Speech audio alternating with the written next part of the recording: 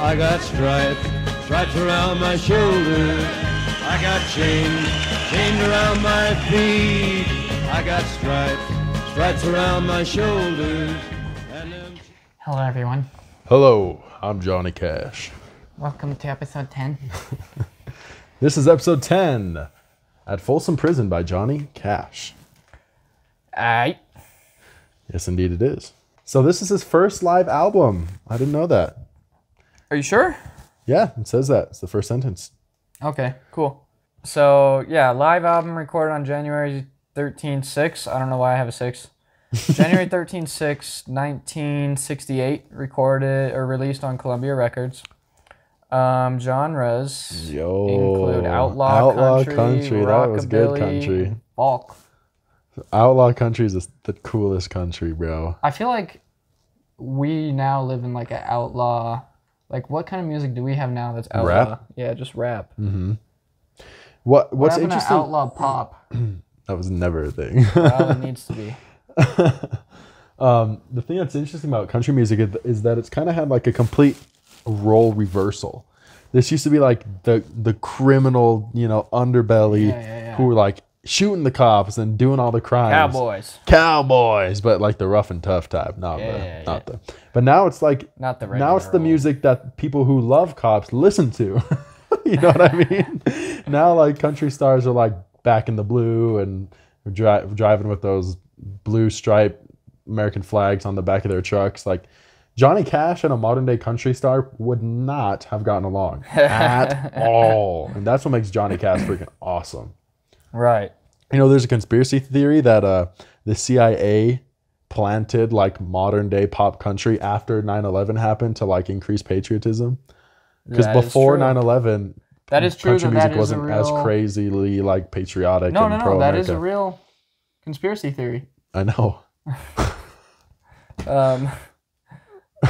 Yeah, that's all I have.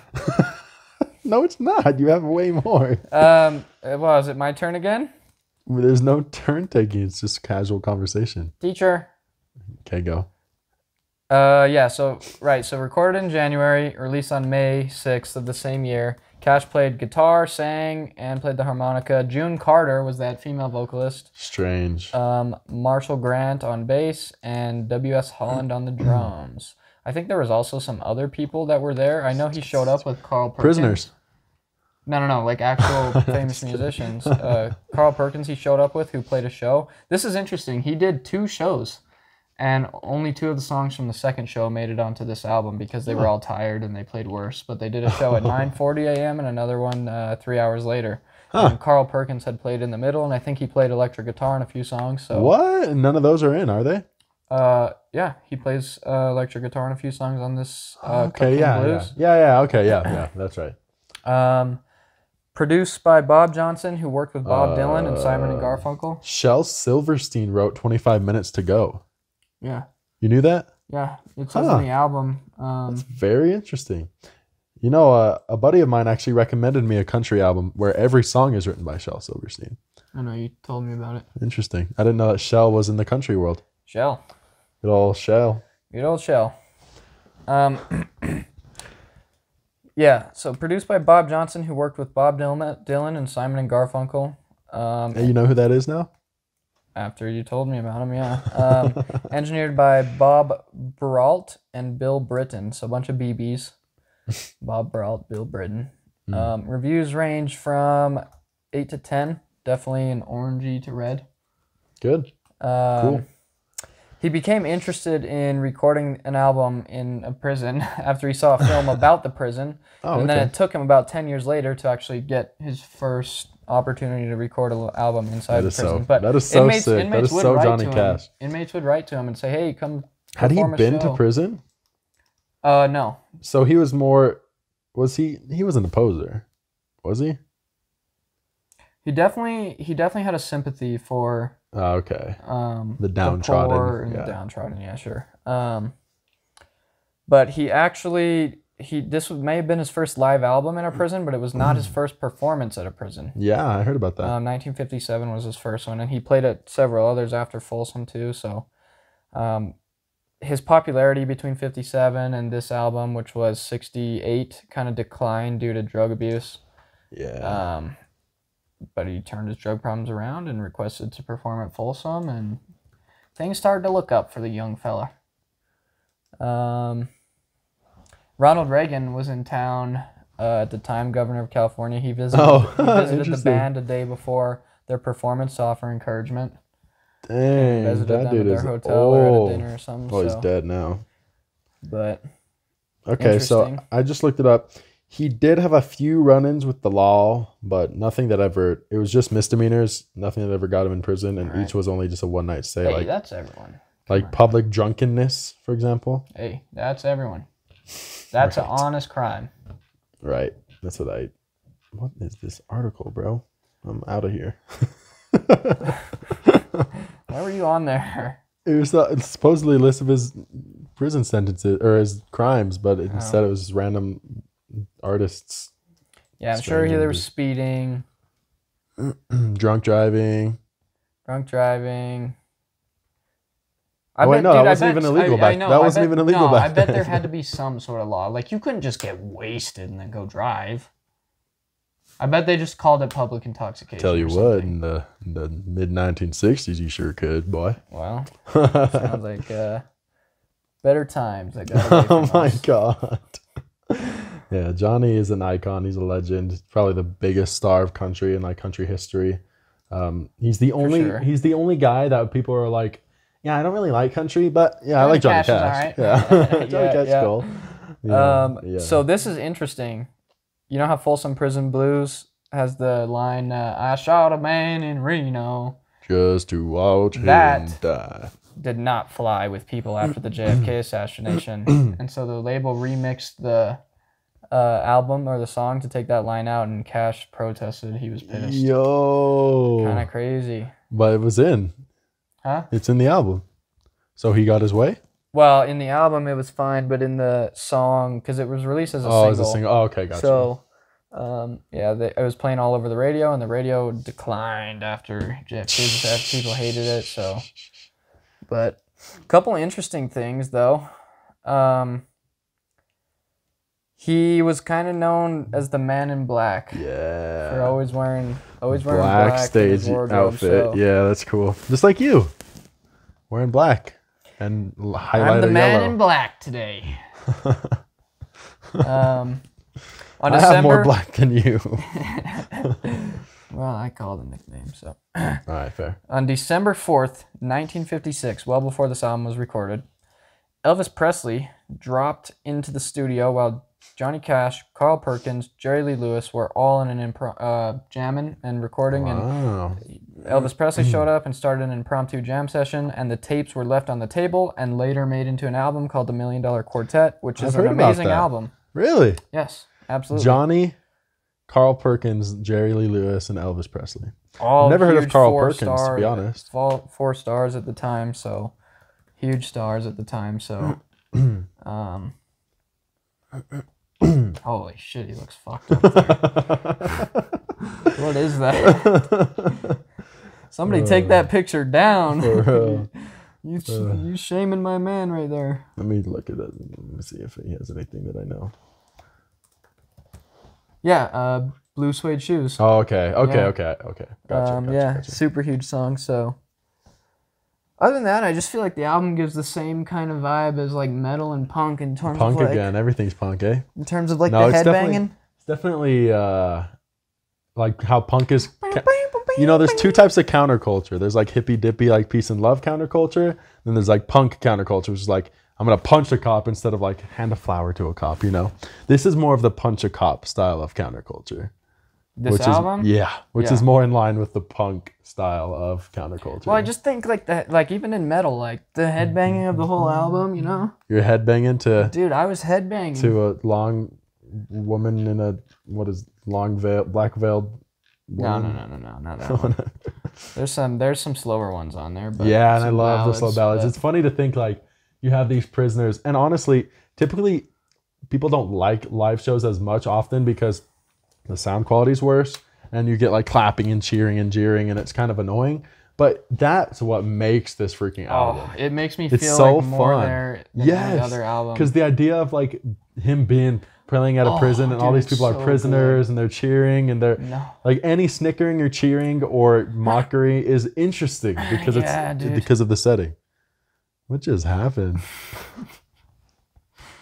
I'm just agreeing with you. Okay. Wow, I'm not used to that. And I'm gonna point out when we go through the song for song, some of my favorite moments where like a prisoner like interrupts or has an interesting reaction. Like there's some funny. Can I get some water? That's Last Johnny. time I was here, I had a glass of water. It must have run off of Luther's boots, but You promised me this is water. yeah, you promised that this is water. Yeah, Johnny has such an iconic voice, deep, intimidating, Deep baritone voice. drawl. It's good stuff. All right, well, what's the track listing? There are a lot of tracks on this piece here. In fact, there are 19, which is That's the a re-release. longest Hang on. album. 7 plus 9, 16. 16. Yeah. Yeah, 16. We're just talking about the standard one. It's not still the re-release. longest album we've done so far, right? In terms of of track number of songs. listing, no. Mr. Morale. It has 17. Does it? I think it is one more, but either way, yeah, It's got to you're be right. up there, right? Yeah. So, this album is about an hour long, though. So, And speaking of albums that are very samey, every song fits into like one of three categories. yeah. There's like this upbeat. I still have an easier time remembering how they go than Tame Impala, though. No. Yes, I do. It's true. Why? Like literally, some of these songs are almost the exact same, except for a different story. And yet, you think Disciple sounds like Love Paranoia? Yeah, it all kind of blends there, and then here it all kind of stands out. Whatever. It's fine being wrong. It's okay. Happens. It happens. All right.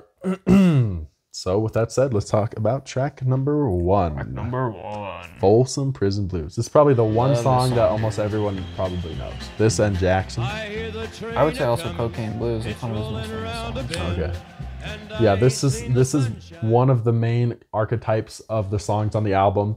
It's kind of got this like the drums kind of sound like a train, the way that they chug. You know, it kind of has that like rhythm to it, which is actually pretty thematically good because on this song he's talking about his kind of backstory of how he became a criminal and getting arrested, on getting captured on the train and sent away to Folsom Prison. Iconic song. Of course, everyone knows the line, "I shot a man in Reno just to watch him die." That's iconic. Actually, I learned that Johnny Cash was sitting there thinking like, what is the worst reason to kill someone? And then he wrote it down, just to watch him die. And that is pretty freaking brutal. Like, that is cool. I learned that, and this is the only time that this happened in the album, but the clapping and hollering on this song was added in post by Columbia. Because the prisoners were actually kind of behaving, because like, okay, we probably shouldn't cheer about being in this prison right now. Like, the guards probably wouldn't like that. It's like, yeah, we're in Folsom Prison, like, heck yeah, rock and roll. So they kind of kept it together for that song. But by track 2, they're all jeering and cheering and yelling and hollering, which adds a lot to the album. All right, so for track 2, Dark as a Dungeon. My favorite track. My favorite track. Not mine, but... So this is one of the other archetypes of like a slow ballad, like sad, or his slow ballads either range from being sad or tragic to like romantic about like heartbreak or, you know, some lover, that type of thing. This is the deepest his voice I've ever heard. Like when he hits that, let me find the lyric. Like the chorus? Yeah. No, it's a little before the chorus. Oh, okay. It's like, when the rain... Or was it something like that? When the rain, something like that. Yeah, that's how it is. That's how it goes. It's where the rain never falls and the sun never shines. Oh, yeah, that thing. Yeah. Yeah. That's sick. He goes really deep. Where the rain. It's like bassy. Where the rain. Yeah, that's about what it sounds like. That's about right. But I really like, not only do I like the how he sings that and how he hits that deep bassy note, but I like the lyrics too. I like the story. I think it's a great story. A lot of the storytelling on this album great. is Yes, it's really awesome. in this specific song, he's telling the story of like this miner who's working this very despairing coal mine. The way he tells the song, there's great imagery, and the story ends with the job eventually killing him and his like body turning into coal. You know, tragic ending. No happy smiles at the end of this song, or not in a large number of Johnny Cash songs actually. One of my favorite interruptions happens in this song. End when he swears, or yes. So he gets interrupted. Someone starts laughing. He's like, "Hey, don't you know this is being recorded?" And then at the end of the album, he says, like, "Just so you know, this is being recorded, so we can't swear. You can't say words like." And then he just starts listing off a bunch of cuss words, and there's beeps and stuff. It's like, oh, they're probably gonna take that word out. they'll take that word out. Such a legend, bro. He did not care at all. I think he even talks like to like the record guys, like, "You like that one?" Like, it's so sick, so bro. good, Guy does not care at all, and that's what makes him awesome. Yeah, it is sick. I like that. I like all the live little interruptions. Yes, dude, it's It awesome. really adds character to the album. Now for track 3, it's really nothing to note. It's just a typical classic Johnny Cash breakup song. I still miss someone. I wasn't a huge fan of this song. It was but just kind not gonna of complain. staple. Yeah. Yeah, staple song. Cocaine Blues. I love this song. So This I would song say is super groovy. this is more of like the Folsom Prison Blues sound Yeah. and tempo, like almost identical, except add an electric guitar solo in there and much darker lyrics. Like it's way more violent. Talks about getting high on coke and murdering his wife. Pretty much that's the song, and then Wasn't the there a rest football of the player who did that? yeah. None of this is coming from him as like personally. In most of these songs, he didn't even write. It's all narrative. Yeah. Yeah, I don't know the word, but you know what I mean. It's all told. It's from not the his story own of the character. anecdotes. Yes. Yeah, and then it's just talking about him running away from the cops until he gets caught and gets thrown in the slammer. Bummer. I like how a lot of the songs come back to, all right, I'm in prison. Yeah, and he swears in this song, but it doesn't bleep. I guess you could say that word, but not the rest of them. I feel like that's worse than hell. What word does he say again? He just calls the girl A bitch? Yeah. I don't know. Back then, maybe that word wasn't as taboo. Yeah. They didn't bleep out hell either. No, they didn't. I don't know what word they bleeped out, but because it's bleeped out. But I assume it's something short and catchy. I think it was shit. I think so too. I don't know why. Yeah. I think it's bleeped out, but I get the same vibe that is what it was. 25 minutes to go, dude. This song is sick, and it was apparently written by Shel Silverstein. Yes. So lyrically, it's a super fun. 1 more minute to go. Yeah, it's a very funny, creative track where after every line he says, he counts down how many minutes left he has until he's hanged. Yeah, it's executed. So sick. So in the beginning, he talks spits in about, the sheriff's face, I've got like any last 25 word or minutes something. to go. Yeah. I think that was the 18 minutes to go. Yeah. And then as it gets closer, it starts getting a little more frantic and he starts like yelling a little more. It's a little like he gets out of that deep registry and he sounds a little more panicked. By the end of it, it's literally him like describing like being swinging around with the noose around his neck until he dies and it just ends. It's like, yo, So that is so sick, dude. That song is awesome. That song is awesome. Orange County Blues. I like the harmonica on this one. I just gotta say it. I don't. It's pretty brash. It sounds similar style to that Folsom Prison and Cocaine Blues, except now it has a very loud harmonica. It's the only song on the album with a harmonica. Yeah, and the drummer has this little, like when the harmonica's going, he's just rolling really fast, playing along in the background. so The sick. drumming in this song is really good. I will give the drumming credit, but I don't care necessarily for the harmonica. I liked it. Long Black Veil. Now this is the first sad ballad. No, I guess it's the second after I Still Miss Someone, but it's the first good sad, like really good sad It was ballad. alright. I mean, yeah, it was pretty I good. liked this one. It's talking about a woman who he had like an affair with, and how after he was killed, she like visits his grave with like a long black veil, and nobody knows why because they don't know about the affair that happened.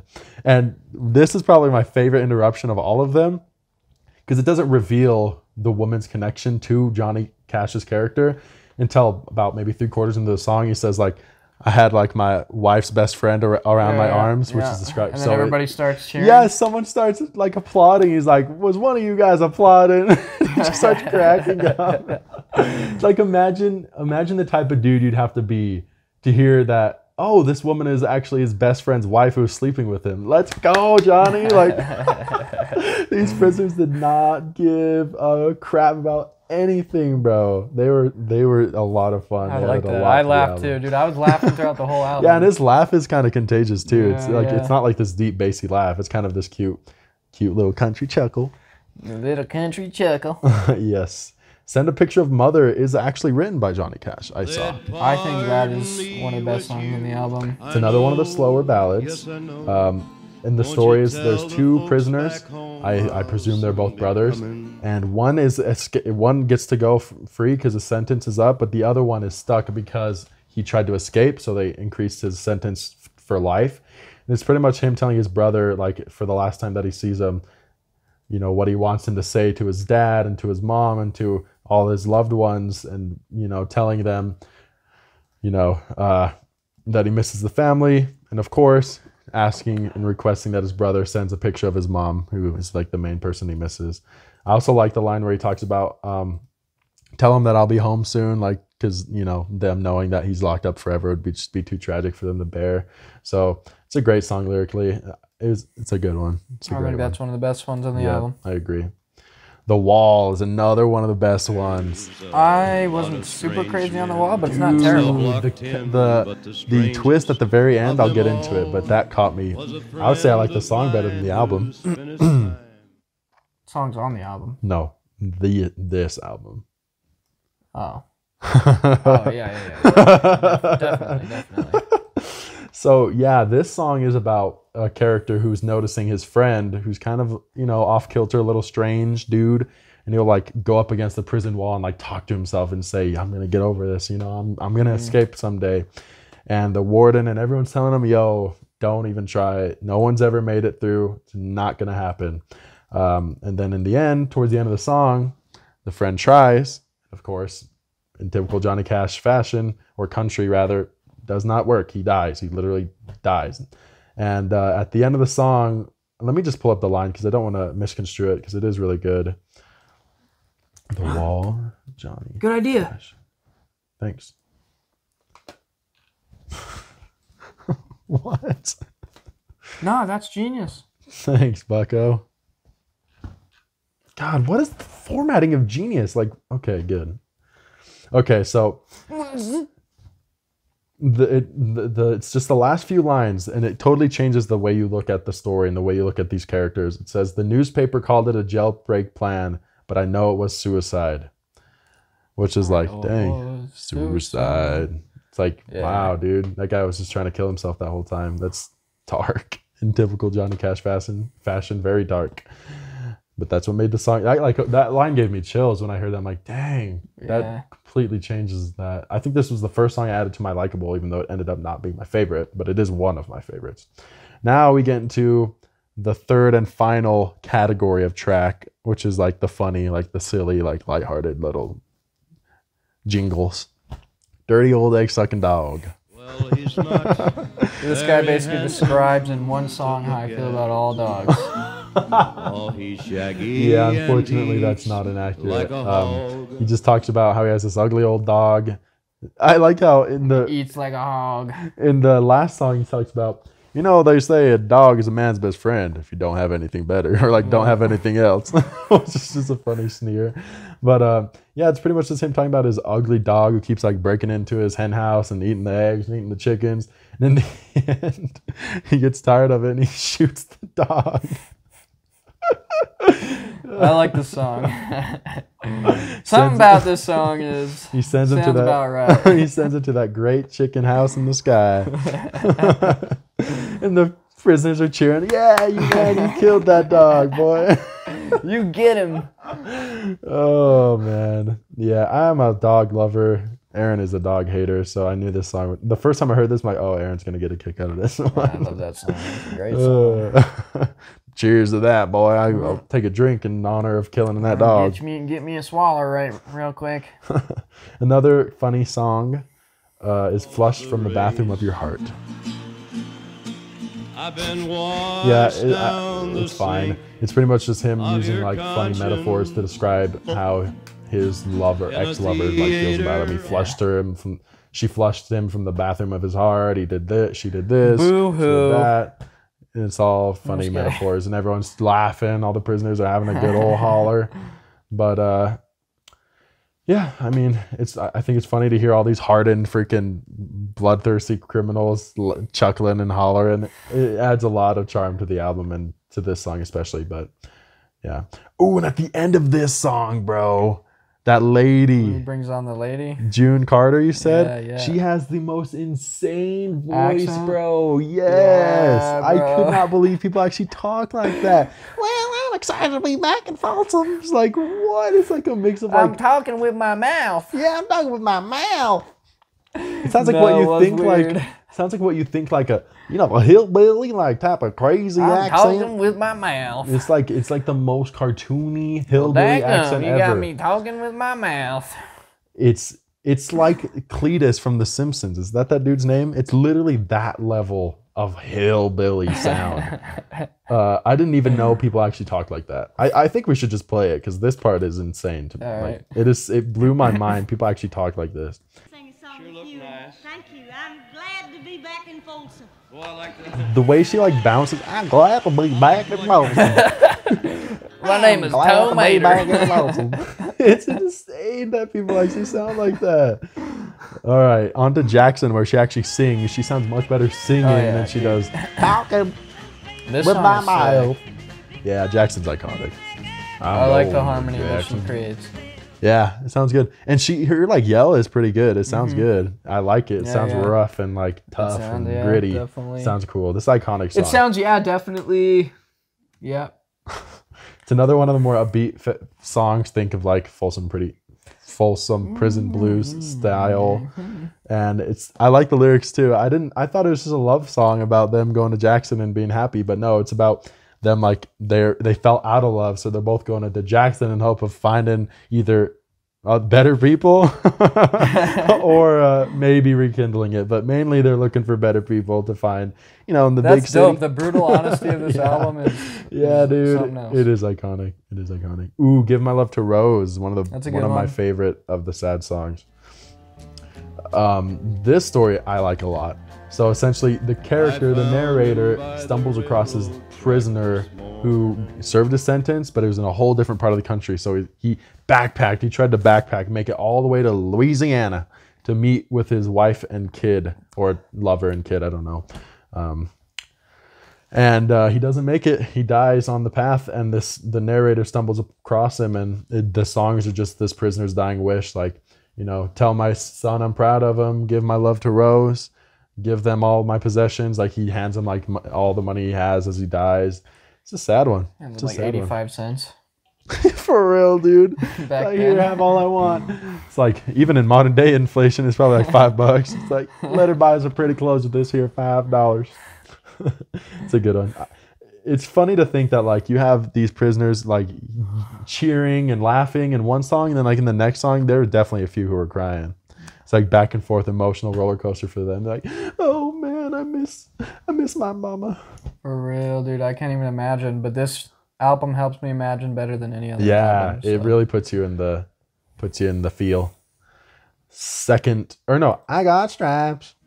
This song goes hard. So I'd say this is almost like a mix of like the fast-paced songs and the funny songs, because there's like kind of cartoony sound effects, oh boy, and stuff like that. And there's also, it's a little just more lightheartedly played. It's not as dark or serious. It's more funny. It seems like they're making jokes about the situation. You know? It's another iconic one. I mean, that chorus, it sticks in your head for sure. It's definitely one of the best ones on the album, I think. Interesting. I disagree. Okay. One of the best songs on the album is Green Green Grass of Home. I disagree. I just love how he sounds. The Yeah, I mean, delivery, it's pretty like... the delivery of hair of gold, it lips like a cherry, or whatever it is. It sounds, it's really pretty. His voice sounds great on this song. And I like the story too. It's actually maybe the only happy story in this entire album. True. Talks actually, now about, that I think about it, he's being freed. The prisoner's finally served his sentence. He's freed. He's going back home, and he's describing his emotions as he sees his family. He sees his lover, and he's like describing, oh, my childhood home. I used to play on the swings here and all that. It It's seems like, kind dang, of. It seems so. It's melancholy, but it's really relatable sweet. for real. I love the harmonies too. There's vocal harmonies. There's like other like background singers too, which is also adds to the punch of the chorus, along with all the instruments stop when he says the hair of gold and lips like cherry part. It's good to touch that green grass. Touch that green grass there, that there, green right there, over there, young, over the hill, green grass over there. Tell you what. The last song is the most interesting fact about it, and it was kind of alluded to a couple of times, that one of the songs was going to be him singing it for the first time, and that it was written by an actual Folsom prisoner, which is awesome. And it is Greystone Chapel, which is all right. Prisoner doesn't have as good of writing chops as the actual It's the longest one on the album. Is it? Yeah. I didn't notice that. It's like 5 minutes, 6 dang. minutes, yeah.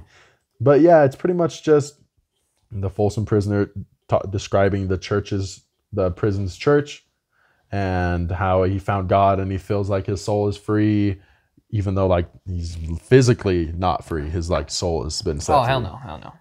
Warden makes sure of that. Yeah, there's some your soul there's may some be mean free, bastards. But you're physically you're staying right. And there's another song. He's like, there's some mean bastards, aren't they? And then I'll start clapping and cheering. I think that's in the wall. But yeah, I mean, there's not that much to say. It's not that complicated of an album. It's very easy to swallow. Yeah. Great stories. You just kick back on the back of a pickup truck and look into the Alabama sky and sit on some grass with some cows mooing in yonder and throw on the album. Yeah, I guess this is a pretty beery album, huh? Oof. If this is a beery album, then sheesh. This album you gotta have a beer too. I feel like I don't even drink. Every album you gotta have a beer. Right, of course. Cool. So, if this is a beery album, I better start drinking. So I'll go first.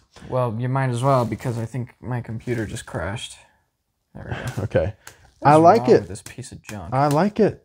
It's a good album. 68? It's the 60s again. There are good albums in the 60s. I mean, none of these songs are really blowing me away. They're just great stories. They're almost all likable. Like, I like it. Yeah. It's a good album. I mean, none of the songs are blowing you away. It's not like instrumentally complex and nothing like that. You just throw it on once. You're like, dang, I like all these songs. They're all good and charming. They tell you great stories. I mean, there were some that really stuck out, and I'm sure I'll grow emotional attachment to more of the songs as time goes on, and they'll become +2s with time going on. I mean, how do you not like a song on this album? Almost all of them are fun in their own way. Almost all of them. There's nothing on here that's a negative one. And they're not too different enough. They're not different enough for you to love one and then hate another. That's just not possible. Yeah. It's just I see, though, across that you the board. do love track 2. I do love track 2. But I don't dislike any of the songs. Yeah. So my range goes from okay, which just means I don't want to listen to it, to +1. And a lot of the songs that are 0 aren't because I don't particularly like them. Well, that's what I was going to get at. There are just some songs that do those sounds better, so I'd rather have those in my playlist than their alternatives. Like Cocaine Blues is literally just Folsom Prison Blues, except I like Folsom Prison Blues better. So +1 and Cocaine Blues is a 0. And then I'm not too big on the comedic songs. Dirty Old Egg-Suckin Dog and Flush from the Bathroom are definitely 0s. And I Got Stripes is a little more of that, got that comedic tinge to it with the cartoony. Oh boy. You know, so that got a 0 as well. Okay. But I could see The Wall becoming a +2. Green Grass at Home. Folsom Prison Blues. All becoming +2s. I'm sure. Folsom Blues. Yeah. Those are the next to go for sure. +2. I could see that happening in the near future. So. Okay. We're not too far off. I think thus far you have ranked a few albums higher than me. Most of them. But the last 3 that we've done, I have all ranked higher than you. We're pretty close though. 20 is not a huge jump, but 20, the last exactly 20, yeah. So but the other 2 were a big difference. Send Me a Picture of Mother. Oh, that's a great. 25 Minutes Ago. Cocaine Heck Blues. Yeah. Why is The Wall a 0? I don't know. I mean, I like the story. I like the story on all of these, but other than that, nothing stands out. I mean, it all sounds I just like pretty, his vocal delivery. You know, it all sounds pretty homogenous to me. Yeah. So. Green Grass at Home is a 0?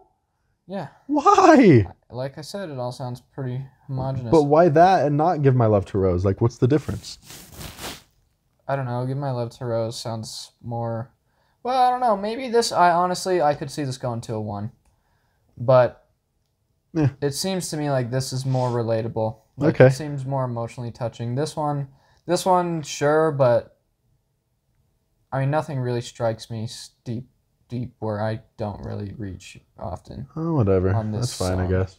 But, I mean, it's a good song. Unsurprisingly, a lot of my zeros are your favorites, and vice versa, because we are just opposite puzzle The Lon pieces. Black Veil, what do you got? +1, I got a 0. The Wall, I got a 0. Yeah. I like the slower songs, and you like the more upbeat songs. Dark as a Who's Dungeon, I gave a surprising? 1 though. That is a great song. That should be a it. +2, buddy. I like it. Should be a 2 right there, boy. I think the worst song on the album is probably track 3. Yeah, it was one of the hardest ones for me to like, but it sounds so much like the others. How could I not like it if I like the others? The worst I feel song like is it definitely is Flush the from the Bathroom of boringest. Your Heart. It is pretty boring. It's pretty nondescript. Flush from the Bathroom Heart, I also give a 0. That song's They're kinda both, cringe. I don't know. Also Greystone Chapel. Greystone Chapel. Yeah, I'm sorry, Prisoner. But I mean, most of it, I'd recommend it. Yeah, me too. For anyone wanting to get into country music, great. I mean, if you don't like what you hear about modern country, then take a step back, listen to this, see where it came it's from. so different. At It's least so have a much little bit better. of respect for it, because I hate country. Yeah, But I like this album. it's a great album. It's iconic. It's freaking Johnny Cash, dude. If you're gonna listen to country, this is where you start. This was a good album. You recommended it. Yep. Why did you recommend it? Is this just an So album that this you're like, was this one's in my category of music I want to know. Okay. So I hadn't heard the album, but since we're trying to do kind of a taste of all major genres across the music spectrum, I'm like, okay, we haven't done jazz, we haven't done country. You picked the jazz album, I picked the country album, and what better I like country that. album to start than freaking I think we did a good job. at So Folsom you like Prison. this album more than Coltrane? It's so much easier of a pill to swallow and so much more relatable. Where did you first hear about this album? I mean, I have no idea. It's Johnny Cash. I mean, I know everyone knows Johnny Cash, and I didn't know looked this album into. existed until you told me. So. Really? I know Cade told me like, dude, Johnny Cash is sick. Like his At Folsom Prison is awesome. But I'd already recognized. I'm already like, oh yeah, At Folsom Prison. I've heard of that one. That's the one where he plays in the haven't. prison. That's really I surprising. didn't know he did any prison albums, live prison albums. Wow, that's so. like kind of that's like iconic for Johnny. Ooh. I'm sorry. So yeah, I mean, Yeah. So, what is that, a wrap? what do you anything guys else? think?